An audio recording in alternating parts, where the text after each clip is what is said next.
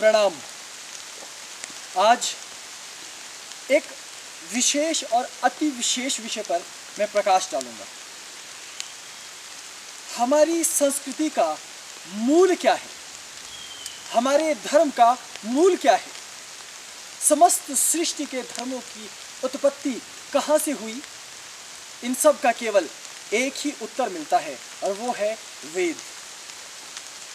4 वेदों से ऊपर और कुछ भी नहीं। सब कुछ चारों वेदों से ही उत्पन्न हुआ है और सारा का सारा ज्ञान चारों वेदों में ही समाहित है। लेकिन एक अद्भुत सा प्रश्न ये है कि आखिर ये 4 वेद हैं क्या? कोई कहता है कि मेरे पास सामवेद नामक पुस्तक है, कोई कहता है मेरे पास अथर्ववेद नामक पुस्तक है, कोई ऋग बताता है तो कोई यजु बताता है। अथर्व इत्यादि ये जो 4 के 4 वेद हैं, जिसकी पुस्तकें तुम्हारे पास उपलब्ध हैं, क्या वास्तव में ये 4 वेद वास्तव में वो वेद हैं जिसमें संपूर्ण सृष्टि का सत्यमय ज्ञान समाहित है? वेद की साधारण परिभाषा विद शब्द से बनती है। हालांकि मैं व्याकरण में कभी किसी को उलझाता नहीं, तुम्हें भी नहीं डालना चाहता। साधारणतया समझ लो कि ज्ञान को ही वेद कहा जाता है, जानने को ही वेद कहा जाता है, अनुभूति को ही वेद कहा जाता है और सत्य को ही वेद कहा जाता है। इसके अनेकों पर्यायवाची नाम हो सकते हैं, पूर्णता भी वेद हो सकती है। इसलिए वेद एक अलग ही विषय है। लेकिन हमें वेद क्या है इसे ठीक ठीक जानना चाहिए। वेद अत्यंत दुरूह और जटिल विषय है। इसे इतनी सहजता और सरलता से हम नहीं बता सकते।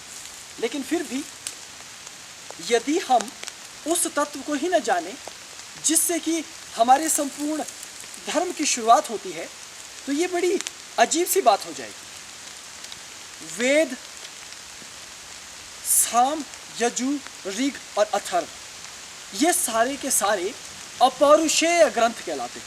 अपौरुषेय यानी जिन्हें पुरुषों ने नहीं रचा है। तो ऐसी स्थिति में सर्वप्रथम इस बात को सुनिश्चित करना चाहिए कि वेदों का कोई लेखक नहीं है, और यदि वेदों की रचना मनुष्य ने नहीं की तो वेद कहाँ से आए? वेदों के संबंध में कहा जाता है कि वेद स्वयं ब्रह्मा जी के हाथ में स्वयं पहले से ही स्थित थे जब वो विष्णु की नाभि मंडल से प्रकट हुए। अर्थात पूरे के पूरे वेद पूर्णतया अपौरुषेय ग्रंथ हैं, और अपौरुषेय ग्रंथ उन्हें किसी पुरुष विशेष ने नहीं रचा, इसलिए उनका अपना एक अलग ही महत्व है। अब बात और भी गहरा जाती है कि वेद को जब पुरुष ने रचा ही नहीं तो वो स्वयं कैसे उत्पन्न हो गए? और यदि वेद स्वयं उत्पन्न हुए वेद हैं, तो यदि तुम एक वेद की पुस्तक उठाकर देखो और उसके पन्नों को टटोलो तो वहां तो तुम्हें कुछ और ही नजर आएगा। अब जब तुम्हें इस बात का ज्ञान है कि वेद कुछ और है और जो तुम खोज रहे हो वो कुछ और है, तो भ्रमित होना तो तुम्हारा निश्चित ही है। इसलिए साधक अक्सर मौलिक वेद को नहीं जान पाता। और वेद सदा से एक रहस्य पहले भी थे, आज भी हैं और लगता है कि भविष्य में भी रहेंगे। हालांकि बहुत वेदों का प्रचार हो रहा है, अनेकों छोटे छोटे प्रत्यंतर समूह, संगठन ज्ञानियों के, विद्वानों के वेदों का प्रचार कर रहे हैं, लेकिन बावजूद इसके वेद हैं कि हमें मिलते ही नहीं, हमें प्राप्ति नहीं होती। वेदों की उपलब्ध पुस्तक को केवल पढ़ लेने मात्र से, अथवा पुस्तकों को यदि तुम अपने पास ले आओ और उसका हिंदी अर्थ करके या अपनी भाषा के अनुसार उसका रूपांतरण करके उसे यदि तुम पढ़ते हो और ये कहते हो कि अब वेद पाठ हो गया, तो क्या ये बात सत्य जान पड़ती है? क्योंकि जो ग्रंथ अपौरुषेय हैं, जिन ग्रंथों को किसी पुरुष ने नहीं रचा, क्या उस ग्रंथ को आप और हम जैसे साधारण पुरुष जिन्होंने इहलौकिक संसार में ये मानव देह धारण की है, क्या हम इस सीमित से शरीर में रहकर उस अद्वितीय वेद और उस अद्वितीय वेद की परिकल्पना को समझ सकते हैं और उसका अर्थ समझ सकते हैं? ये बेहद जटिल बात है। लेकिन फिर भी मैं एक बात तो दृढ़ होकर तुम्हें बता सकता हूं, और वो ये है कि वेद केवल मनुष्यों का ही विषय है। वो देवताओं के लिए वेद वंदनीय अवश्य हो सकते हैं, लेकिन वेद की स्तुति देवताओं से भरी हुई हो सकती है, लेकिन वो देवताओं का विषय नहीं। वेद सदियों से मनुष्य का ही विषय रहा है और मनुष्य के लिए ही निर्मित किया गया है, क्योंकि ब्रह्मा जी को इस सृष्टि का सृजनहार माना गया है। उन्होंने सृष्टि की उत्पत्ति की, उन्होंने मुझे रचा है, उन्होंने इस वन प्रदेश को रचा है, उन्होंने इस वर्षा को रचा है जो मेरे इस शरीर पर गिर रही है। हर एक ऋतु से लेकर हर एक पत्ता पत्ता, मृदा का कण कण ब्रह्मा जी द्वारा रचित है। लेकिन इन सब के भीतर जो भी तत्व हैं वही वेद है, अर्थात मेरे भीतर जो तत्व है वो वेद है। इस काष्ठ के भीतर जो तत्व है वो वेद है। इस वर्षा की बूंद में जो तत्व है वो वेद है। इस अरण्य के भीतर जो भी कुछ है वो वेद है। इसीलिए अरण्य में रहने वाले ऋषियों ने वेदों का प्रचार प्रसार किया, ना कि किसी शहर में रहने वाले, कस्बे में रहने वाले या गांव में रहने वाले संत ने उसका प्रचार प्रसार किया। इसलिए तुम्हें इस तत्व को भली प्रकार जानना चाहिए कि वेद एक अपौरुषीय रचना है, अत्यंत क्लिष्ट संरचना है और अद्भुत तत्व है जो व्याख्या से परे है, लेकिन फिर भी वो देवताओं के लिए नहीं है, वो हम मनुष्यों के लिए है। और मनुष्य ही देवता है यदि वो वेद तत्व को जान जाता है। जब तुमने वेद को जान लिया तो फिर कुछ भी जानना शेष कहाँ रहा। और जब ऐसी परिस्थिति आ जाती है तो फिर व्यक्ति अपने आप में पूर्ण हो ही जाता है, और पूर्णता ही तो हमारे जीवन का प्रमुख लक्ष्य है। हमें और क्या चाहिए? यदि कोई भी जीव या मैं अपने जीवन में पूर्णता को प्राप्त कर लेता है तो सब कुछ मैंने सहज ही पा लिया, ऐसा माना जाना चाहिए। वेद को ऋषियों ने जाना है और ऋषियों ने वेदों को अनुभव किया है, लेकिन यहाँ मैं एक विशेष और बेहद सुंदर तथ्य आपके समक्ष प्रस्तुत कर रहा हूँ, और वो ये है कि वेदों को भले ही अदृश्य कहा जाए, अपौरुषेय कहा जाए, लेकिन उन वेदों को ऋषियों ने रचा। और जब तुम वेद को उठाकर देखते हो तो वेद के अलग अलग सूक्त का अलग अलग ऋषि है, अलग अलग छंद है, अलग अलग देवता है। आखिर ऐसा क्यों? क्योंकि वेद की जो ऋचा प्रकट रूप में तुम्हारे सम्मुख ग्रंथ के रूप में एक रूप से प्रतिबद्धित है, बंधी हुई है या प्रस्तुत है, उसे संकलित किया गया है। वो वेद का संकलन है। लेकिन वास्तव में वेद है क्या? वेद एक ऐसा ज्ञान है जो सत्य कहलाता है, नित्य कहलाता है, पूर्ण कहलाता है। उस स्थिति तक प्रत्येक मनुष्य नहीं पहुंच सकता। इसलिए जब हम ये कहते हैं कि हम वेद पाठ कर रहे हैं तो इसका अर्थ है कि हम वेदों के उन सूक्तों का पाठ कर रहे हैं जिन्हें किसी ऋषि ने हमें दिया, जिन्हें ऋषियों ने प्रकट किया है। अब ऋषियों ने कैसे प्रकट किया? उन्होंने कठोर साधना की है, उन्होंने घनघोर तप किया है, उन्होंने अनुभूति के उस चरम को हिमालय पर जाकर छुआ है जिसे एक साधारण मनुष्य नहीं छू सकता, उसकी कल्पना भी नहीं कर सकता।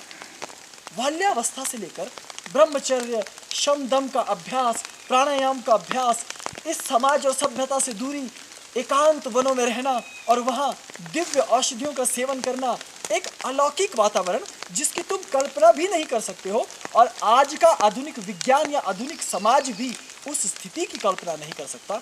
वैसी परिस्थिति और परिवेश में तो वो ऋषि मुनि पले बढ़े, हिंसक जानवरों के मध्य रहे, लेकिन उनके सम्मुख शेर भी दुम हिलाता हुआ बैठता था, पागल मदमस्त हाथी भी सर झुकाकर नीचे बैठे रहते। ऐसे दिव्य तेज वाले ऋषियों ने अपने भीतर की रहस्यमय शक्ति को जागृत करते हुए, एकनिष्ठ ईश्वर पर विश्वास रखते हुए उस स्थिति को प्राप्त किया जहां जाकर उन्होंने अपनी चेतना के चरम पर जाकर उस दिव्य सत्य को प्राप्त किया जो अलौकिक था। उस अद्भुत अनुभूति के स्तर पर जाकर उन्होंने इस प्रकृति की स्तुति के स्वरूप, उस ब्रह्म की स्तुति के स्वरूप, उसके किसी एक छोटे से अंश की स्तुति को प्रकट किया जो एक छंद के रूप में एक प्रार्थना के रूप में, एक स्तुति के रूप में, या एक इच्छा पूर्ति की कामना के रूप में, या आभार के रूप में प्रकट हुई।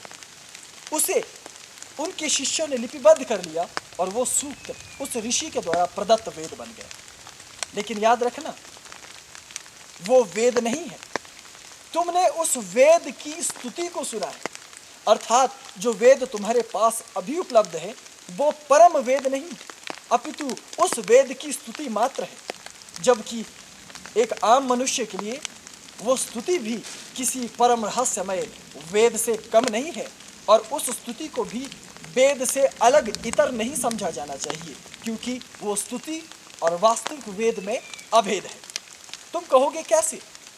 एक छोटे से उदाहरण से समझो। एक उदाहरण तुम्हें इस सारे दृष्टांत को स्पष्ट अवश्य कर देगा। अब इस उदाहरण को समझने की चेष्टा करो। जैसे एक मधुमक्खी के छाते में मधुमक्खियों ने बहुत सा शहद एकत्रित कर रखा, और अब ये जो शहद है इसका स्वाद कैसा है? मीठा। अब यदि हम मीठे की चर्चा कर रहे हो और हम कह रहे हो कि मीठा बेहद रसमय होता है, बेहद लुभावना होता है और बेहद आनंद प्रदान करने वाला होता है, ये अपने आप में एक अद्भुत स्वाद है, तो हम जब मीठे के इस व्याख्यान को प्रस्तुत करने के लिए शब्दों का प्रयोग करते हैं तो वही शब्द अपने आप में उस मीठे की परिभाषा है, और वो मीठे से अलग नहीं है। जो शहद की मिठास है, जो मधु है, मधु क्या है? मधु के लिए जिन जिन शब्दों का हमने प्रयोग किया वो वास्तव में मधु ही है। ठीक उसी तरह से जो प्रस्तुत ग्रंथ हमारे पास हैं, जिन्हें हम वेद कहते हैं, जिसमें वेद की स्तुति की गई है, वेद की अनुभूति को विविध रूपों में प्रकट किया गया है, वो वेद से अभिन्न ही है, अभेद ही है, इसलिए उन्हें भी वेद ही कहा जाता है। वास्तव में वो पूर्ण वेद नहीं। तुम उस वेद को सत्यमय वेद नहीं कह सकते, और तुम उसे असत्य भी नहीं कह सकते। वो वेद नहीं है, ऐसा कहना भी पूरी तरह से गलत हो। इसीलिए ये जो रहस्य दर्शन है थोड़ा विचित्र जान पड़ता है, लेकिन मैंने कहा था कि वेदों का विषय ही ऐसा अद्भुत और रोमांचक है कि साधक देखता ही रह जाता है। उसे लगता है कि ये आखिर कैसा प्रपंच, और मनुष्य की क्षमताओं से ये बातें कभी कभी बाहर होने लगती है, लेकिन वो तो होनी भी चाहिए। आखिर अपौरुषीय ग्रंथ जिन्हें किसी पुरुष ने नहीं रचा, पुरुष उन्हें इतनी सरलता से समझ ले, ये तो संभव भी नहीं हो सकता। इसीलिए ऋषियों ने अलग अलग सूक्तों की रचना की। जैसे नासाध्य सूक्त, उसमें कुछ हाथ ही नहीं लगता, इसलिए वो नासाध्य सूक्त है। इसी प्रकार से एक एक सूक्त का अलग अलग नाम है। उन सूक्तों के भीतर क्या है, ये अपने आप में ठीक मधु की परिभाषा करने जैसा है, लेकिन वेद को हर व्यक्ति नहीं समझ सकता। इसलिए श्रेष्ठ गुरु की शरण में जाकर वेद को समझने का एक निर्देश दिया जाता है, लेकिन केवल गुरु के पास बैठकर उपदेश मात्र से तुम वेद को नहीं समझ सकते। इसका एक कारण है, वो ये कि उपदेश शब्दमय होते हैं और शब्दों में भी त्रुटि की अधिक संभावना है, और शब्द ब्रह्म हैं, शब्द सत्य हैं, लेकिन तब तक वो असत्य हैं जब तक वो माया प्रधान जगत में जुड़े हुए हैं, और अभी तो सब कुछ माया प्रधान जगत में ही है। वेद का तत्व ऐसा अनूठा है कि यहाँ हमें इस बात का ध्यान रखना पड़ता है कि जहाँ ऋषियों के द्वारा प्रदत्त अनुभूति को उन्होंने पुस्तक के रूप में संकलित करके हम तक पहुँचाया है, उसे जानने के लिए सिर्फ उपदेश मात्र ही पर्याप्त नहीं, क्योंकि मायामय उपदेश असत्य होते हैं। तो वो सत्य कैसे हो सकते हैं, उसका उपाय है साधना, उसका उपाय है तप।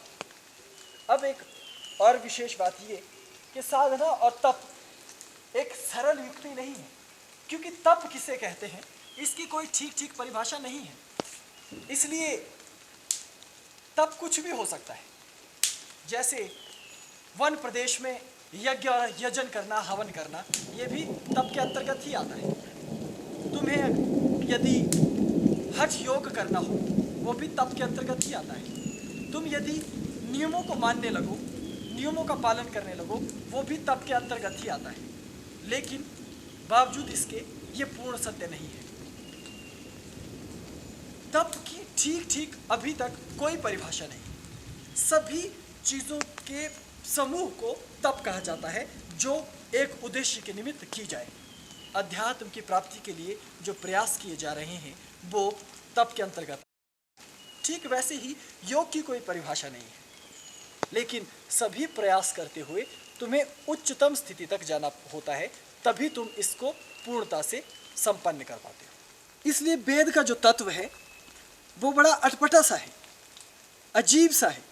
तो तुम्हें उसको जानने के लिए पूर्ण होना होगा, और पूर्ण होने के लिए कौन सा नियम सत्य है, कौन सा मार्ग पूर्णतः श्रेष्ठतम और उत्तम है, ये मैं कैसे बता सकता हूँ भला, और वो भी केवल अपने शब्दों के द्वारा।